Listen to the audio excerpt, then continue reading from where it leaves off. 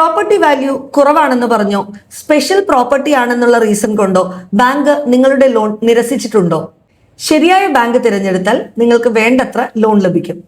Hospitals, schools, auditoriums, godown, factory മുതലായ special properties ആണെങ്കിൽ സാധാരണയായി ബാങ്കുകൾ ലോൺ ചെയ്യാൻ മടിക്കും. അത് മാത്രവുമല്ല, പ്രോപ്പർട്ടി വാല്യുവേഷന്റെ വളരെ ചെറിയ ശതമാനം മാത്രമേ ലോൺ ആയിട്ട് ലഭിക്കുകയുള്ളൂ.